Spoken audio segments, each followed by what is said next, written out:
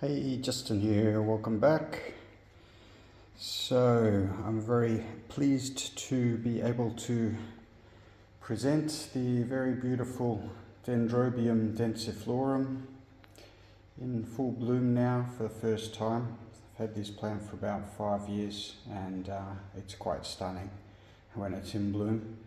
The colours are quite intense. The lip is orange and the petals and sepals are more of a yellowish sort of colour. It's also commonly known as the pineapple orchid from Asia, Dendrobium species, I think from India, probably northern India, around there. But yeah, it's quite a stunner. And next to that we've got the Eulophia guineensis with 3 flowers. Also really nice species. Again, a plant which I've had for about 5 years and it's the first time blooming.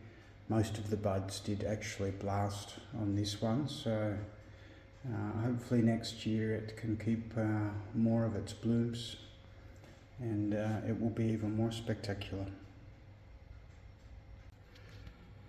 So this is first time blooming on my Chrysis Limminghai. Plant which I've had for some years, more than 5 years I guess, and struggled to figure out how to grow it, but this winter I gave it more of a dry rest, closer to a catasetum. It is in the Catasetinae, so it's related, but yeah, that seemed to do the trick. And really nice colours on that, but this is just the first time flowering, so I'm sure it can do much better than that in the future. And this is the little Phalaenopsis cornucervi variety Chatalade, which is the one with the beautiful cherry coloured flowers, glossy cherry coloured. They're not fragrant unfortunately, but yeah, it's quite a nice little miniature phal. It's pretty compact, and the leaves, these are like fairly succulent, thicker leaves than on some of the other phals, so probably a little bit more drought tolerant and hopefully a bit more temperature tolerant as well. I haven't had it for that long, but nice to get some blooms on it. So this is Phragmipedium Eric Young in bloom again for the first time in a couple of years. Seem to be getting the hang with these Phragmipediums now, so they're starting to grow pretty well, and this one has got 2 buds on this spike and another spike coming along there, and also got some little keikis coming out, so appears to be very happy. Beautiful colour combination on this one. It's a really beautiful phrag hybrid. And next to that we've got the little Schlimmii in bloom. Still the 3rd flower on this inflorescence.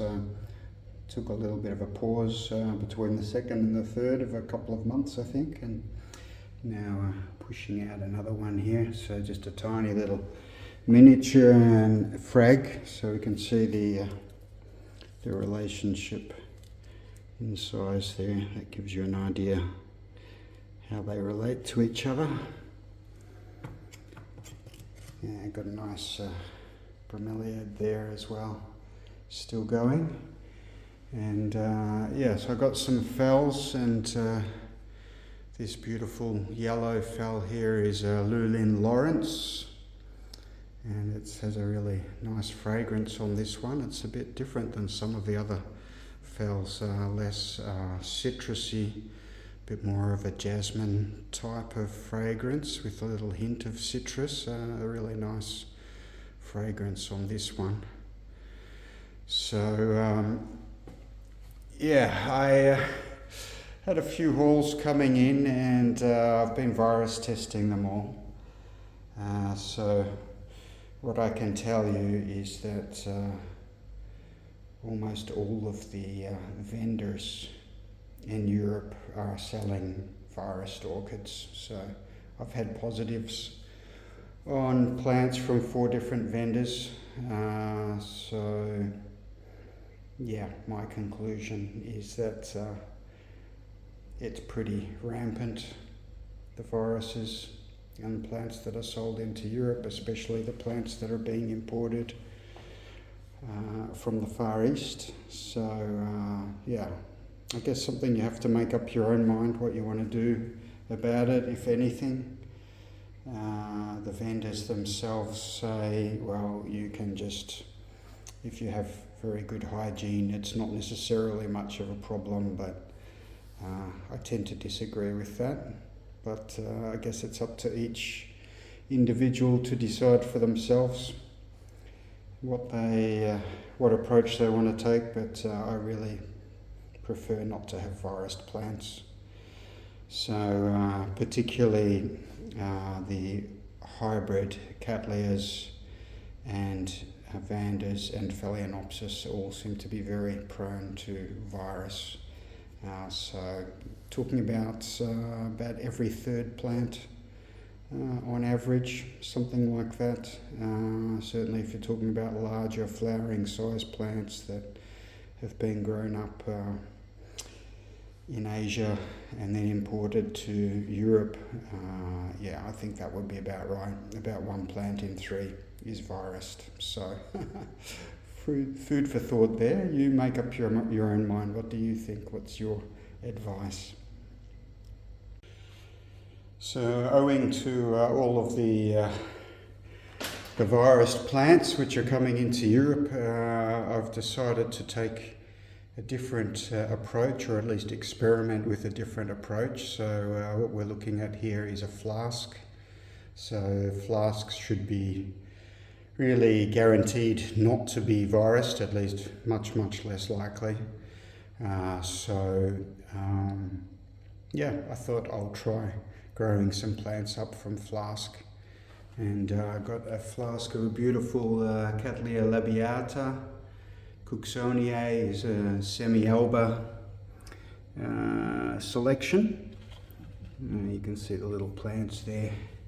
So I've been watching some videos by the plant propagator and a couple of others. So there's plenty of instructional videos out there. So I'm not going to make my own.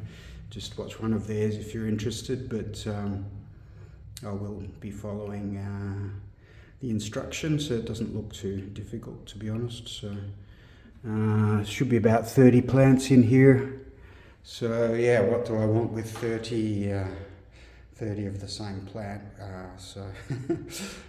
Well, I think what I plan to do is grow them up a bit and maybe then can sell or exchange most of them.